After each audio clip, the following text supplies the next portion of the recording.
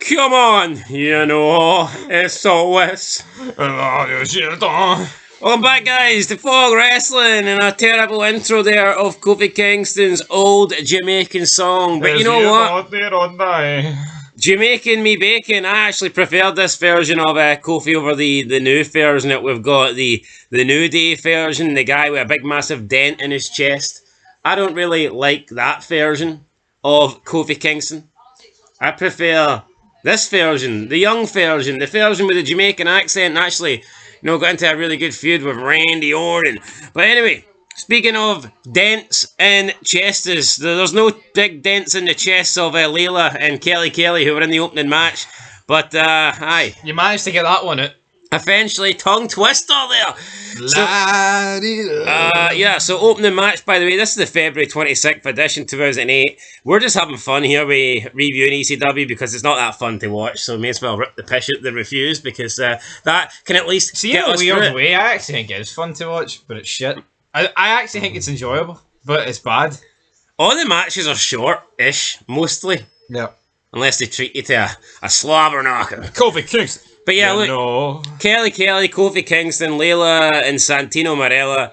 I mean, Kofi Kingston's been on the scene about a month, and he's probably the best worker in this match. I don't even think probably. No, he is. I mean, he's by far the best worker in this match. Who's the second best? Santino. Is it? Aye, Santino. By much? Aye, by a fucking country. Alright, what about by the end of their careers? I think Layla fucking maybe overtook Santino, no? Don't know. Never really rated Santino. Anyway, Kelly Kelly and Kofi Kingston win. Layla did her nice wee split entrance there. Very nice. Then Santino did it, comedy Santino. We get it. I guess he's teaming up with Layla because he's pissed off that his former girlfriend Maria is doing Playboy. And then, in 15 years' time, Maria will complain she didn't want to do Playboy either. But in all honesty, they never said no at the time. I just don't get it, man. Why do all these women that you can clearly see that they're happy for the opportunity? And it's a big deal. See them being in Playboy, that is massive for their careers. And I'm sure they got a very good paycheck out of it. Yet, when these women, when they're older, they want to complain about how they were basically forced into it by McMahon. See, if they didn't want to do it, somebody else would have done it. Yeah. Somebody else in the WWE would have done it. Maybe Santino was right. All along. He didn't want her doing it. But it is pathetic. No, but Trish Stratus has come out and said she said no to a lot of things and it was fine. Yeah. Molly Holly pretty much said no to doing any bra and panties matches or anything like that, and she was never in any of that stuff. See these people that think they couldn't say no. There's a difference between being scared to say no and can't say no. I'm not even accepting that. I'm willing to guarantee that back in the day, Maria and Tori Wilson thought this was a massive win. It's a massive W for my career. I agree, but I'm not going to lie and suggest that never in history that people haven't been scared to say no to higher-ups. You know what I mean? But there's a difference between you can't say no and being a shite bag. But obviously, you're right, yeah. Tori Wilson Maria's got an OnlyFans. She wants it. She was more than happy to do this. Let's not pretend otherwise. Same. Anyway, so we get that. We see... It's funny because we watched this ECW and you got Maria doing Playboy, but then we were watching SmackDown and you've got Tori Wilson doing it and Jamie Noble turning up at the the Playboy Mansion. Mansion. My name is Jamie Noble. Anyway, my name is Steven Richards. Stevie Richards with a throat injury comes out, takes on Mike Knox, and I don't know what's happened to Mike Knox. Guy has turned into an absolute jobber, and Stevie Richards cannot lose. He just seems to win every week now. Don't know why they're building up Stevie, because we know that nothing's going to come from this. He's not going to... It's just a pipe dream. No, I mean, absolutely nothing is going to come for it. But in terms of segments on this show, you did get the whole Maria stuff, as we touched on. But then you got a light it up and hold on, and I'm about to light it up. They gave us like a 15-second hype package for WrestleMania 24. Sorry, I glossed over that. Move on. No, you did gloss over that, but I thought it was pretty good. Yeah, Stevie Richards defeat Mike Knox. Good for him. We then get featured a backstage segment with Tommy Dreamer giving a pep talk to Colin Delaney. Colin Delaney asked if he can be a world champion.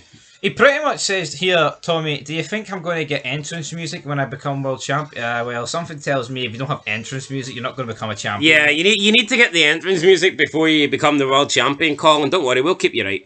We got an anti-steroid public service announcement starring John Cena. How convenient is this? Just after being back for steroids. A month back for steroids. How great's that? Oh no, sure it was that injury. Sure, that kept him. It was that injury. It was 9-month injury, but came back in about 2 weeks. 3 months, which is a 90-day suspension. Big John. Whatever you say, Big John. We see several members of the Chicago White Sox in attendance. We then get a package for WrestleMania featuring Floyd Mayweather and Big Show. Mayweather's hands are the size of Big Show's head. I want to talk about steroids. No, wait, wrong way about. Big Show's hands are the size of Floyd Mayweather's head. Do you not think if wrestlers want to take steroids, what's the big deal? I know there's side effects, right? But they're grown fucking adults. Yeah, plus it's not like this is an actual competitive sport and event. It's not like if you take steroids, you're cheating someone out of a gold medal. Yeah. It's not like PEDs in the Olympics. I don't understand the steroid trial of like 93. I don't understand people getting suspended for taking them. It's fucking baffling to me. It's a fake sport. It's like, if Arnie took steroids to star in the fucking Terminator, no one's going to bat an eyelid. Yeah. We then see Lena Yeda. She's conducting a backstage interview, so I guess she's went from wannabe dancing wrestler to backstage interviewer. Maybe they've seen her in the ring a couple of times and thought, you know what? Let's get her away from the ropes and put a microphone in her hand. She interviews the WWE SmackDown Tag Team Champions and says there's a rumour that they will have to defend their belts because they lost to the team of Colin Delaney and Tommy Dreamer. In just over 5 minutes, Dreamer plants The Miz with the Dreamer DDT, and Tommy Dreamer pretty much single-handedly picks up the win here. Colin Delaney took a beat down, and Tommy Dreamer came in and beat the champs. Not a good look for Morrison and Miz. No, I mean, I actually think Colin Delaney and Tommy Dreamer is the better part of ECW in 2008.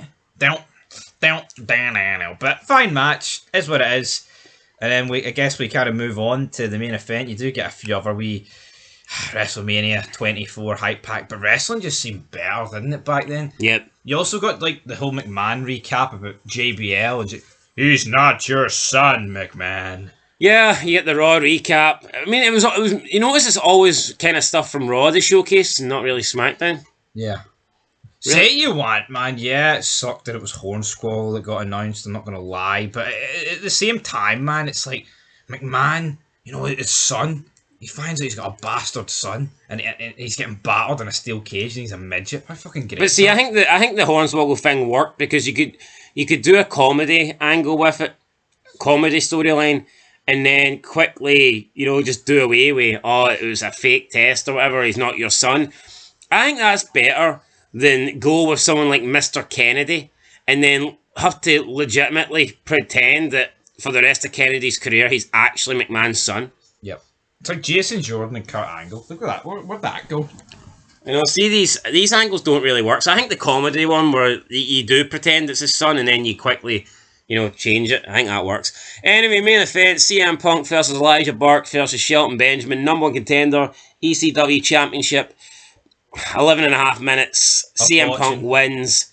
We're getting Punk versus Chavo again, the match that nobody wanted, but the match that, I guess it's the ECW 2008 version of Melo and Andrade, just really boring. It's the 2008 version of Morrison and Punk for 2007. True. But yeah, I don't think Punk and Morrison faced each other this many times. Not in a row.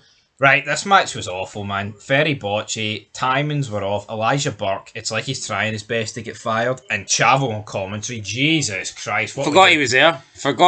He came out, did commentary, said a few words at the beginning. Senor, I hope Shelton Benjamin has a flu next week, huh? But you know what? He fought it for Kamala, so I'd rather he did say nothing, to be fair. Yep.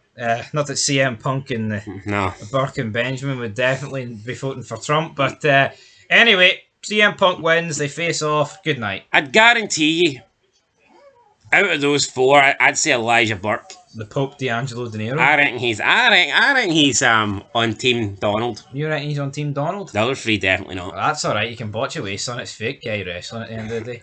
Alright, anyway, that's it, guys. ECW rating, God, it is what it is. I'll give it a 3 out of 10. Oh, yeah, I'll give it a 3 out of 10 as well. Just, it's just there. It's just continuing. When the best part of the show is a Raw recap, you've got problems. Yeah, ECW, they could have ended it in 2008, couldn't they? Yep. They could have ended it at WrestleMania. Kane chokeslamming Chavo in 7 seconds. That was pretty much the nail in the coffin anyway, I think, at that point. Yeah. That shows you what they think of ECW. I mean, did Joey Styles and Taz really have to sit at ringside for a fucking 7-second match for 4 hours? 4 hours you know, just like, to get wheeled out. embarrassing. Anyway, guys, 3 out of 10. Till next time. Peace.